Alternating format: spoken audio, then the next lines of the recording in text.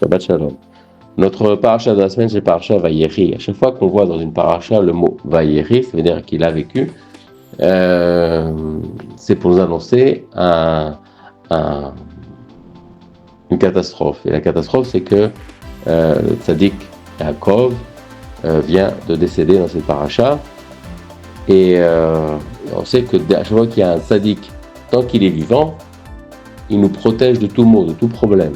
À partir du moment où il décède, alors les problèmes arrivent. Et le problème qui arrive, c'est qu'après, on nous dit qu'on va être que la galoute a commencé et qu'on va être en esclave en Égypte.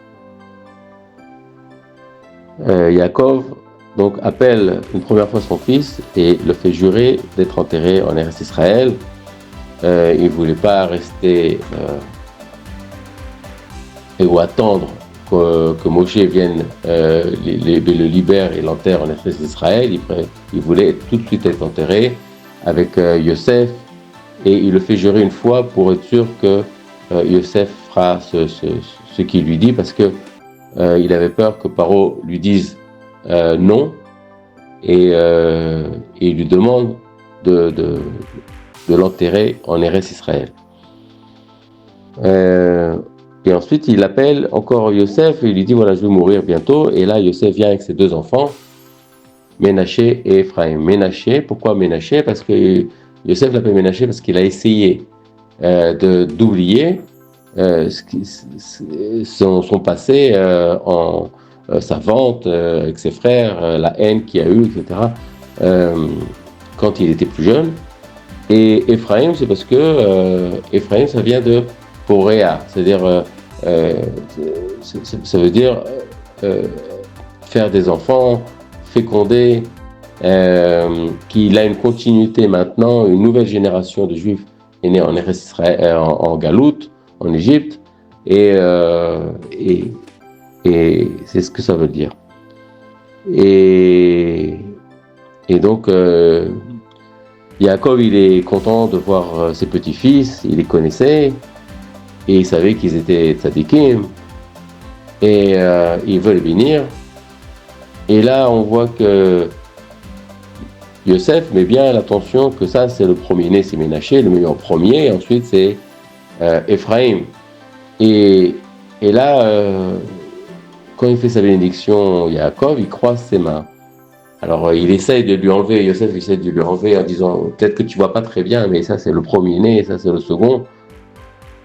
Et il lui dit, non, j'ai bien compris, je sais très bien, parce que le second sera beaucoup plus fort, il va réussir plus dans le futur que le premier-né.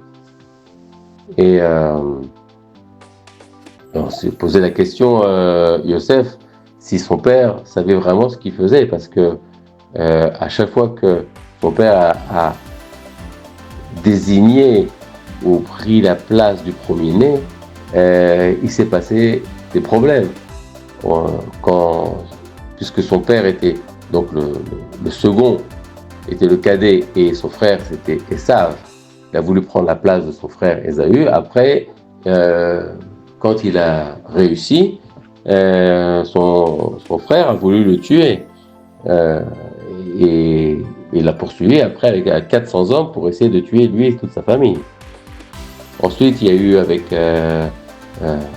il avait voulu épouser la cadette, Rachel, et pour ça, il était prêt à travailler 7 ans pour elle, mais en fait, il a épousé Léa, et il a dû travailler encore 7 ans pour Léa. Après, il a aimé beaucoup plus d'affection, donné beaucoup plus d'affection à Yosef, et au lieu d'aimer plus le premier-né qui était Réhouven, et ça a créé une haine entre frères, des problèmes, et il y a eu donc la vente et l'exil en Égypte. Donc encore une fois, par 3 fois, Yosef lui fait remarquer que c'est pas le premier-né, mais il a bien compris, et de là il y a une bénédiction qui en sort, et on bénit tous les Shabbats, tous les vendredis soirs, les gens, les garçons, avec la brara de Ephraim et de Ménaché. Pourquoi? Parce que Ephraim, eh ben, c'est lui qui va donner. Donc Ephraim, ça vient de Poréa, ça veut dire que tout va grandir, tout va fructifier, il va y avoir tous les fruits, tout va fructifier dans ta vie. Et que tu sois, même avec Ménaché, c'est-à-dire que tu sois Angola ou pas. C'est-à-dire que Ménaché, c'était aussi pour l'oubli de ce qui s'est passé en Eretz Israël, mais c'était un tzaddik. Et que comme tzaddik, ils ont réussi tous les deux, en Gola, en Rousse Laaretz. Donc évidemment, on demande à nous aussi, même si on habite en Israël ou pas, de réussir toujours comme Ephraim et Ménaché, c'est-à-dire que d'avoir toujours de l'abondance comme Ephraim et la réussite comme Ménaché, parce que Ménaché il réussit tout ce qu'il faisait, c'était un général, c'était aussi un homme qui aidait son père dans la réussite du maintien du pays, dans la vente du blé, etc. Donc, on bénit nos enfants pour qu'ils aient beaucoup d'abondance et de réussite, que ce soit aussi bien en Eretz Israël que en Gola, en Rousse Laaretz. Et il y avait un deuxième point qui était aussi important, c'était que les frères, quand ils ont enterré donc leur père et qu'ils reviennent en Égypte, les frères viennent vers Yosef et leur disent on te demande pardon pour tout ce qu'on a fait. Et ils ont menti, ils mentent un petit peu, ils disent ton père nous a dit avant sa mort qu'il fallait que tu nous pardonnes pour tout le mal qu'on t'a fait. Et Yosef il dit mais moi je vous ai pardonné, moi ça fait longtemps que je vous ai pardonné. Il y a cette histoire n'a plus de problème.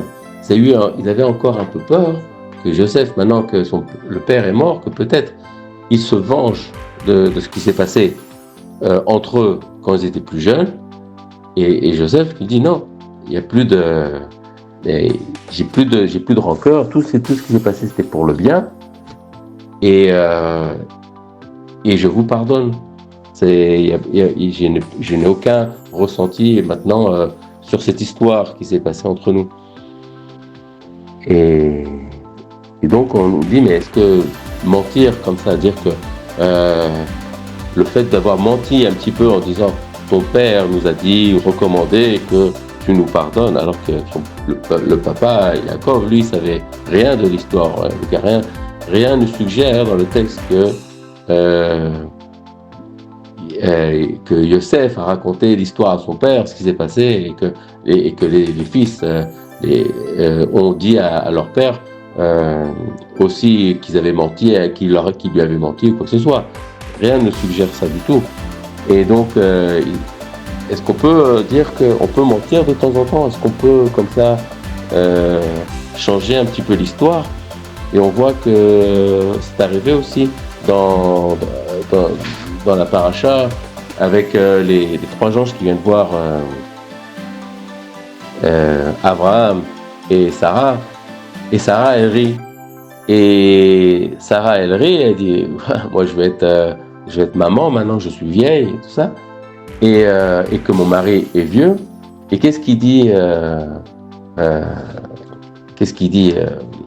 Hachem, l'Abraham, elle dit pourquoi Sarah a ri. Mais il dit pas que Sarah a dit qu'il était vieux.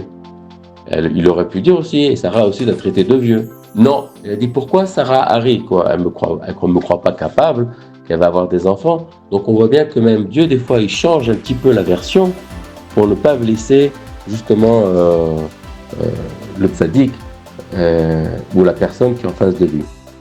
Donc, tant qu'on ne ment pas vraiment, mais des fois on change un peu la version pour pas blesser justement la personne qui est en face, c'est possible. Shabbat Shalom.